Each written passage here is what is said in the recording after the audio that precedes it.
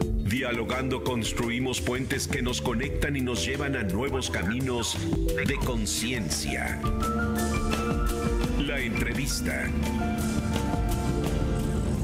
Equilibrio.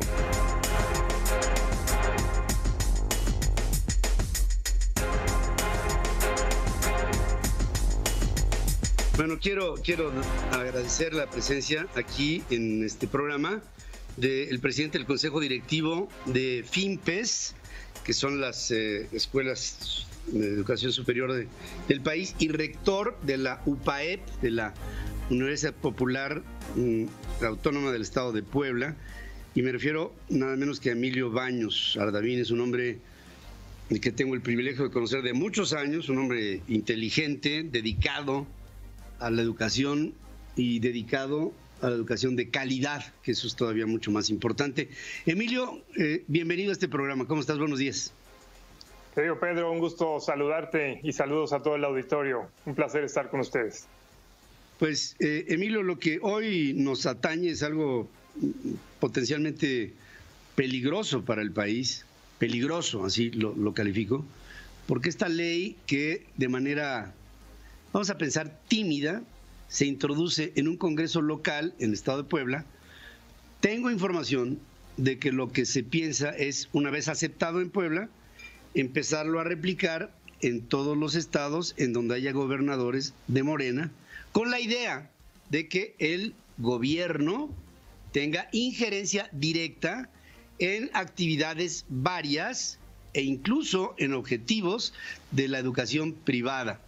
En principio, la ley se nos hace invasiva, se nos hace peligrosa, se nos hace autoritaria y se nos hace que fuerza a las escuelas privadas a un sometimiento hasta en la parte de la docencia y del contenido de aquello que se educa. Y ahí es en donde pienso que tendrá que haber una resistencia absoluta a esta iniciativa. Pues sí, mira, Pedro, yo creo que vale la pena repasar muy rápidamente el contexto, porque, pues sí, en todos estos temas que son desde luego muy polémicos, de repente nos podemos perder. ¿Qué es lo que pasa? El año pasado, el 15 de mayo, se aprueba la modificación al tercero constitucional. Ustedes lo recordarán, lo estuvieron desde luego comunicando. De ahí se desprende lo que es la Ley General de Educación. Esa se aprobó, estoy hablando a nivel federal, a nivel nacional. Esa se aprobó a finales de septiembre del año pasado. Y de esa Ley General de Educación se desprende un mandato para las entidades federativas, para todos los estados de la República, de modo que el mandato consiste en armonizar esa ley a la ley de educación de cada uno de los estados. Entonces, esto es un proceso nacional. Todos los estados deben armonizar sus leyes de educación a la ley general que se promulgó, les digo, a finales de septiembre. ¿Qué es lo que pasa, Pedro? Aquí hay, digamos, un cóctel medio complicado. Número uno, ya la Ley General de Educación, hay que decirlo, la federal, trae algunos vicios de origen. Algunas ambigüedades. De hecho, este famoso tema, que si quieres luego lo precisamos, de las propiedades, los inmuebles, etcétera, viene incluso desde la ley federal y en su momento lo señalamos, pero no se hizo caso de la necesidad de aclarar esa situación.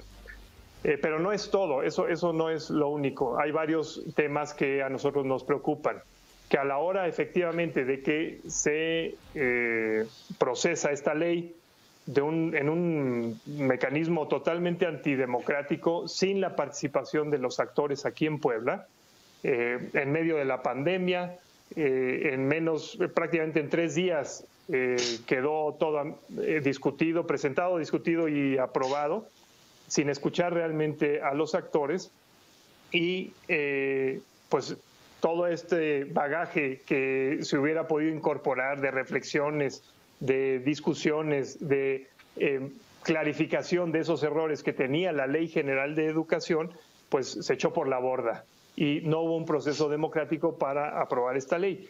Nosotros, de hecho, nosotros me refiero a un grupo de instituciones y actores de la sociedad, le hicimos ver al Congreso los errores en los que se estaba incurriendo. No escucharon.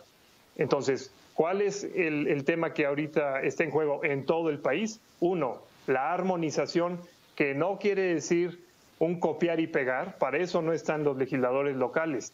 Lo que tienen que hacer es revisar cómo viene, cuáles son los postulados de la Ley General de Educación a la luz de la Constitución, del tercero constitucional, adecuarlo a la situación de cada una de las entidades federativas, enriquecerla y entonces promulgarla. Nada de esto sucedió en Puebla y bueno, pues efectivamente hay una serie de elementos que sí nos preocupan, desde luego, Pedro. No es un tema nada más de universidades, ni de las universidades con más renombre, sino es un tema de todo el sector educativo, Pedro.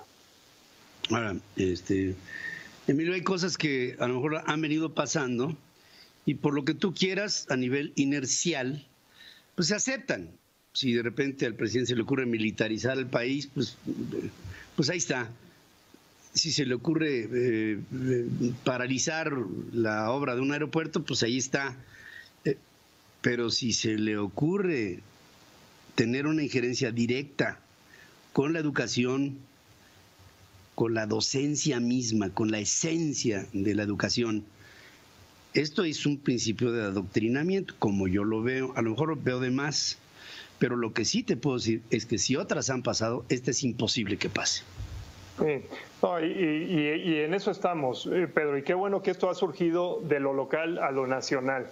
Fíjate, quiero compartir contigo y con tu auditorio algunos elementos que yo creo que dan la clave de esto que está sucediendo y que, insisto, como ya decías también, no se trata simplemente de decir, pues eso ya estaba o ya venía siendo así y entonces nos lo comemos como nos lo mandan. Un principio elemental de la educación es el rol de los padres de familia, por ejemplo, a quienes tampoco se escuchó en esta situación de Puebla.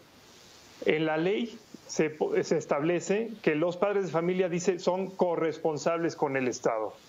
Eso no es cierto. La realidad nos dice que eso no es cierto. Los padres de familia son los primeros responsables de la educación de los hijos y son los que en primer lugar tienen la obligación y el derecho de decidir qué tipo de educación van a querer, que es más propicia para los hijos. Entonces, no somos corresponsables. La familia, los padres de familia, somos una entidad anterior al Estado. Y si no, para no ir muy lejos, veamos qué está pasando aquí en esta pandemia. ¿Quiénes están entrándole al quite? ¿Quiénes son los amortiguadores de toda esta situación de pues la carencia de clases presenciales, etcétera? Sí, por supuesto, ahí están los maestros, las instituciones, pero en primerísimo lugar están los padres de familia. Y eso conlleva una serie de conceptos que de ahí se desprenden en el respeto a los derechos y las libertades de los individuos. Otro tema que tiene que ver con esto es esta actitud centralista de la autoridad, en este caso del Estado de Puebla, donde se erigen ellos en los definidores de los contenidos de todos los programas educativos en todos los niveles. Y no se establece en la ley cuáles son los criterios para autorizar los programas educativos, los famosos reconocimientos de validez oficial de estudios. Eso también lo señalamos en la ley. Hay una serie de ambigüedades donde se dice, pues simplemente a criterio de la autoridad te diré si va o no. Pero ¿cuál es ese criterio? Una ley tiene que ser prístina, tiene que establecer muy claramente cuáles van a ser esos mecanismos para dar certeza a los actores. Por supuesto, ya decía yo, a los padres de familia, pero también a los educandos, menores de edad por los padres de familia, mayores de edad por sus propios fueros, y a las instituciones también, a qué nos debemos atener. Ya está el tema tan traído y llevado de los inmuebles, Pedro. Ese asunto a nosotros no es que nos preocupe porque realmente lo vamos a poder pelear en caso de que alguna autoridad se le ocurra hacer esta interpretación que emana de una mala redacción de la ley. En la ley se establece que el sistema educativo estatal incluye a los privados, pero utiliza el verbo que todo este sistema y todas las instituciones particulares pertenecen al sistema estatal de educación, pertenecen, y describe en el artículo 105 todos los elementos, incluidos los inmuebles. Eso es un error garrafal y es una ambigüedad que no da certeza, porque una cosa es pertenecer y otra cosa es constituir un sistema. El propio secretario Moctezuma ayer sacó una comunicación en este sentido, pero tampoco es preciso, y él compara la Ley General de Educación con la Ley General de Salud. Ahí está la clave, Pedro, de dónde está la posible solución a esto. En la Ley General de Salud, por ejemplo, se dice que se constituye todo el sistema de salud con las instituciones públicas y particulares que dan servicios de salud. Y eso es entendible, eso digamos, hace todo el sentido. Pero el verbo es importante y tú que eres comunicador, pues lo sabes perfectamente. Una cosa es decir, un sistema se constituye por, y otra cosa es decir, al sistema le pertenecen estas instituciones con sus inmuebles, etcétera. Entonces, es radicalmente distinto el tema, ¿no?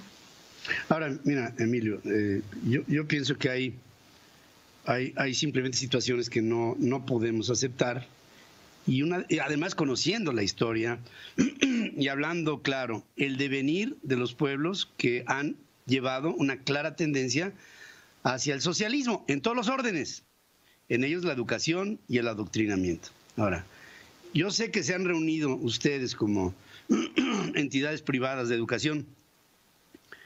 Me imagino que viene una acción legal masiva de parte de todos ustedes para resistir esto en todo momento y para simplemente impedirlo por las vías legales ante lo que es abiertamente un atropello. Ayer, fíjate, bueno, para que te informe a ti, tú lo sabes mejor que yo, el gobernador de tu estado decía, a mí mientras me apoye el presidente, yo aguanto vara.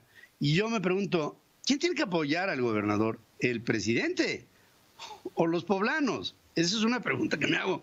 Pero entiendo que esto no lo podemos dejar pasar. Esto es imposible que pase. ¿Hay la acción legal ya emprendida para resistir este amago? ¿Ya estructurada? Sí, desde luego estamos en eso, Pedro. Desde luego está ya analizándose rubro por rubro. Es un tema muy amplio, insisto, no es nada más de las universidades, y entonces estamos también en diálogo, pues eso, con los padres de familia, asociaciones de escuelas, porque esta defensa y promoción de una educación de calidad pues es muy amplia, no es nada más, insisto, unas cuantas instituciones, y sí, hay muchísima gente interesada. Entonces, efectivamente, estamos trabajando en esa estrategia legal y confiamos en que pues la verdad, la realidad de lo que es pues una ley mal hecha, una ley hecha al vapor y con serios problemas en su redacción, con falta de certeza, pues la justicia nos va a asistir. No tenemos duda de ello. De hecho, hay ya varios, incluso senadores de la República, que han delineado pues sus preocupaciones al respecto. Ayer me llegó también una comunicación de un senador de Baja California Sur, de Morena, por cierto, donde pues claramente él ilustra y lo tiene por escrito en su página de internet cuáles son los problemas o los temas que le preocupan de esta ley. Entonces, sí estamos en ello. Este asunto se tiene que corregir, se tiene que clarificar, y también hacemos un llamado al resto de las entidades para que tomen nota del asunto. Mira, curiosamente, hoy en la mañana me llegó el caso de Michoacán. En Michoacán parece que sí están haciendo la tarea. Me mandaron la redacción, creo que ya lo aprobaron, y acusan recibo, y enderezan y corrigen. Hay que hacer eso, hay que participar, sí, y hay que escuchar a la ciudadanía. En Sonora está una situación similar, y también hubo el principio de propuesta y aparentemente se ha venido frenando. Ya ha sucedido en Baja California, y hay, tú sabes, también acciones legales que se están empezando a emprender de manera muy profunda sobre el análisis completo, como tú dices, de algo. A ver en qué momento entiende este gobierno que el Estado mexicano está conformado por gobierno y sociedad. Los padres de familia son parte del Estado. Tú eres parte del Estado como rector. El Estado no es Barbosa, y perdón esta confrontación, pero no es Barbosa, ni tiene que aguantar vara, porque lo apoya un presidente. Aquí estamos hablando de la educación de nuestros hijos. Él dice que no es un payaso, lo dijo 2 veces, y yo no sé por qué hay veces que hay que aclarar cosas que ni siquiera lo llegamos a pensar, pero en fin, ya ese es un problema del gobernador. Emilio Baños, gracias.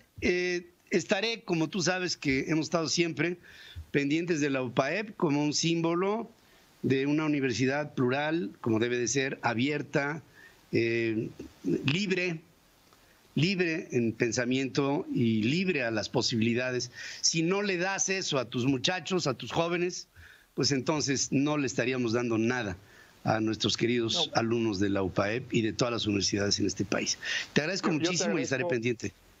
Te agradezco mucho, Pedro, y ese es el punto. O sea, nuestra batalla y todo esto que estamos emprendiendo es por la educación y por los sujetos principales, el leitmotiv de nuestro quehacer, que son pues la niñez y la juventud, sí, de nuestro estado, pero como sabes es un estado que recibe, que acoge a gente de todo el país, de muchísimos países también a nivel internacional, y estamos en ello y por ellos. Así que muchas gracias, un saludo a todo tu auditorio, Pedro.